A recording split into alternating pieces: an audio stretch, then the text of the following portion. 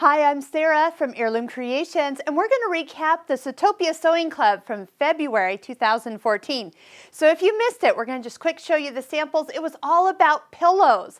Pillows can come in so many different shapes and forms, and you can do neat things about the back. You don't always have to put a zipper, and you don't have to close them shut, which is nice because if you ever want to change out the pillow forms or store them flat, it's really easy to do. Change things out and make things really look fresh as the seasons come and go. So I'm going to just take you through some of the samples, and then we'll take pictures so you can see some close-ups. Follow the link below this YouTube video to find our blog and see the more details that we've written. So first off, I'm going to just show you this one here. Just a nice way to use up some quilt blocks or extra scraps that you have. A small piping, and by the way, our foot of the month that we have done features some of the piping. So if you'd like that link, find that also on our blog. But let me turn this around. Look at the back side. So a lot of times we do a quick overlap, so you don't have to do the zipper or anything. All you do is you do a piece of fabric that's bigger, and this one comes over with a little extra flange and the buttons to close them up. That will make things stay closed on the back side.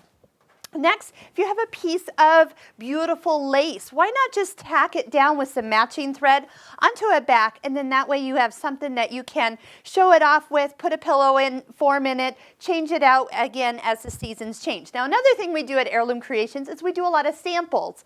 So when we do our samples, we always use fabric that looks really, really nice. That way, when the sample turns out and it's not really put into that final project, we often make a pillow. So here are a couple from a recent collection that we embroidered, and we just turned it into what I call a Tootsie Roll pillow because it's easily done and then tied on the side. We got a little lace because it is kind of an elegant type design. And then this was actually a pillow that with the same kind of blocks, but done with some ruching, which is pretty much when you gather on both sides of the edge or border, and then you get kind of that neat puffing like look, finished off with an accent color of piping with a little bit of green and just an overlap in the back. So those are super simple. This is called a knife edge pillow. So when you find yourself just wanting to have a nice little edge, a lot of people use these for like pillow sham type finishes where you just stitch in the final size of your pillow form. Once again, an overlap, but it just goes up to where the stitching is. And this one actually has 2 rows of stitching just to give it a little bit more detail around the edge. Beautiful handwork, red work there. This one, we love our ruffler. Anytime we can add a ruffle to a pillow, this is fun. This actually has a little bit of an extra edge, kind of like it was a bordered ruffle and then flip to the back. A zipper on the back of this, when you zip it open, there's actually the same color of back. We actually covered the pillow form. So when you look inside, it's actually got the same little colorful edge and then a purple one on the other side. So if you're using up scraps, why not make the inside just a little bit prettier as well. This is one we did with an embroidery class. We actually did, this was with an embroidery software class from Bernina, and we were creating decorative stitches and a crazy quilting, and then I'm going to show you really close. There's beading that's been added. We'll take another picture of this and let you see it real close and the detail that's on there. Also too, that puffing along the edge, I know it's black so you're not seeing it as much, but it really adds for a nice square edge, and then the pillow is going to stand nice and flat there. Taking some of the linens that you might have, this is a linen like tea towel that's actually been folded in half, stitched, and then the accent buttons secure the pillow form on the inside. So what a great way to get those out of the linen closet so you don't have those kind of left where you're not enjoying them. This one was actually from our Cutwork Sewtopia. We just did a video on that, and this one was just kind of a knife edge, easy, simple, but we had some fun with some blocks. We only wanted to make 4, honestly, and so we finished it up into a pillow. This was from a long time ago, the Bernina Latte Quilt. This is one of the blocks that I did, and we just, again, turned the coloring into a beautiful sample. It has survived many of the years of showing off, but what's nice is when we tested this design, we tested on really nice fabric. We coordinated everything, so when it actually was done and finished, we could put it in something really nice. You know, I love this. This is actually an old sweater.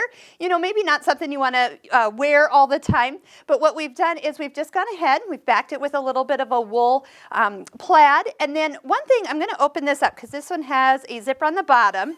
I'm going to show you on the back of the sweater right here is the tricot interfacing. So you want to go ahead and give it some stability and just kind of center your ruler right on that center. Let the buttons or details that are down the center be part of the actual pillow design. I don't know, it made me think of Christmas time.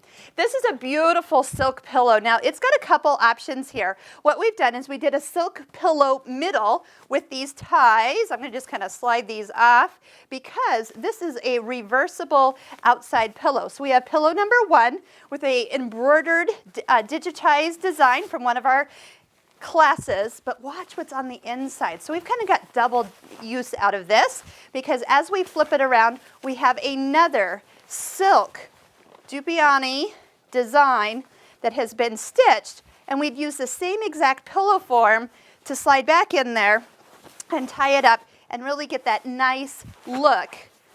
2 different ways, same project.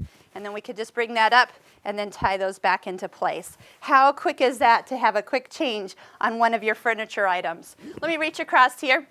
This is actually kind of some texture where we've laid down different things and we've embroidered over it with gold thread. This one is one that we'll take some close-up pictures of, and it's just a neat way to use up some of the items that you have around and create kind of your own fabric.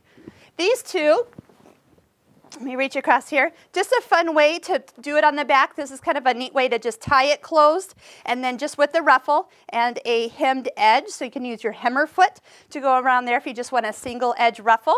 And then this one is actually using the needle punch and embroidery all in the same time. It's kind of neat to watch how this goes. Again, just kind of a fun, simple back, but decorated with some twisted cord that all coordinated once it's done.